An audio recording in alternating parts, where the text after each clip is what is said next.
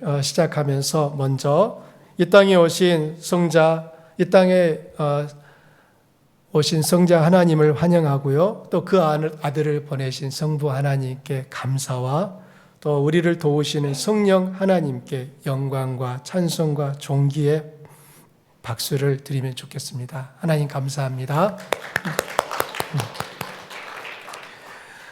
왜 온 세상이 이 아주 작은 팔레스타인 땅 베들레헴에 나신 분을 이토록 환호하고 영광을 보내는 걸까요? 예수님이 이 세상에 오시고 2000년의 시간이 흘렀는데도 여전히 그분을 사랑하며 따르는 사람들이 있다는 것이 놀랍고 신기하지 않습니까? 이 세상의 역사를 보면 수많은 종교와 신흥 종교들이 있었습니다. 예수님이 이 세상에 오심으로 기독교가 시작되었을 때 이미 이 세상에는 여러 가지 종교들이 있었습니다. 기존의 종교들은 기독교를 맹렬히 박해하며 제재를 가했습니다. 로마 정부도 기독교를 박해하는 큰 세력 중 하나였습니다. 초기 기독교 공동체는 사악한 신종 미신으로 취급을 받았습니다. 로마 정부의 대대적인 핍박과 박해를 오랫동안 받아야만 했었지요. 그럼에도 불구하고 기독교인의 수는 점점 늘어났습니다. 레리 허타도 교수에 따르면 서기 40년경에 기독교인의 수는 약 1000명가량이었다고 말합니다. 40년이었을 때 1000명이었어요. 그리고 100년이 되었을 때는 7000명에서 10,000,000가량 되었다고 합니다. 그리고 다시 서기 200년경이 되었을 때는 20만 명, 그리고 300년이 되었을 때는 500만에서 600만이 되었던 것으로 추정을 하고 있습니다.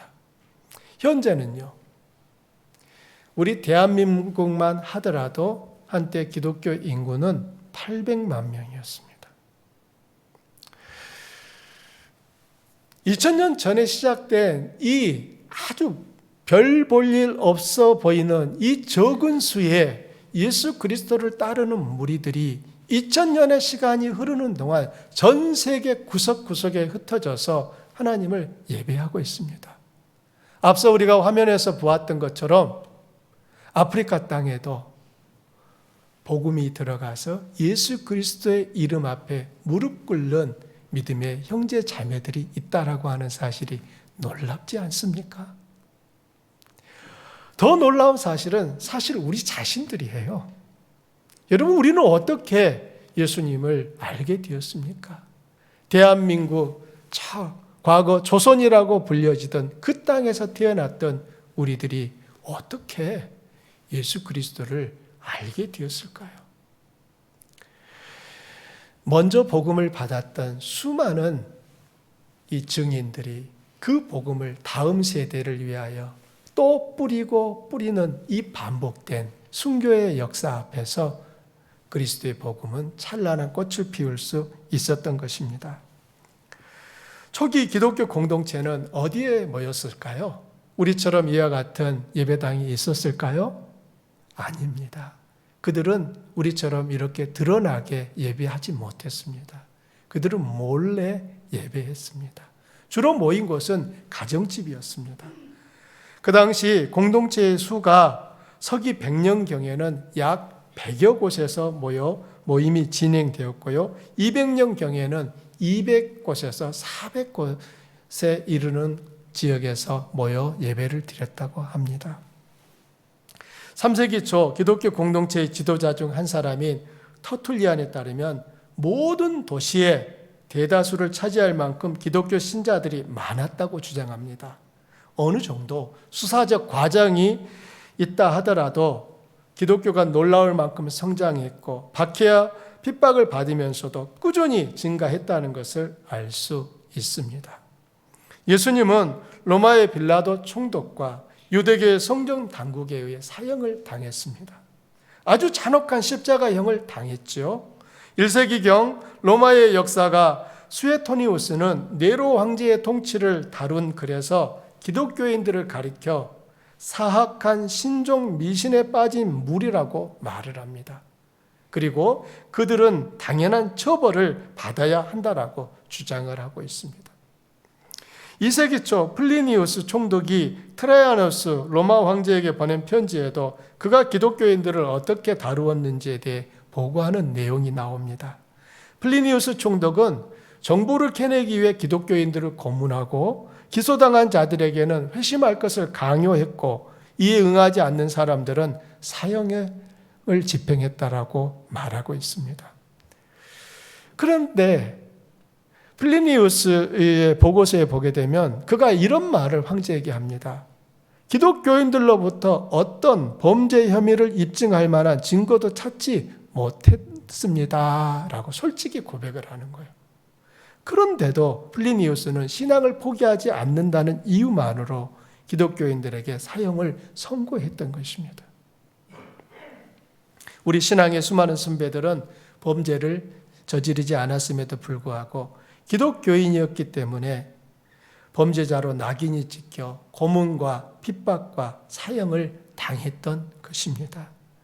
제가 역사 속에서 있었던 이와 같은 슬픈 기록들을 말씀드리는 이유는 도대체 왜 초기 기독교인들은 지금도 무슬림 지역과 공산주의 국가에 사는 형제 기독교인들은 여전히 엄청난 박해와 핍박과 처형을 당하면서도 예수 그리스도에 대한 신앙을 지키고 있는지 생각해 보자는 것입니다. 여러분에게 묻겠습니다. 예수 그리스도는 여러분의 목숨을 걸고 따를 만한 분입니까? 다시 여쭙겠습니다. 여러분에게 예수 그리스도는 여러분의 목숨을 걸어도 될 만한 분이십니까? 그럼 오늘 설교는 여기서 마치겠습니다.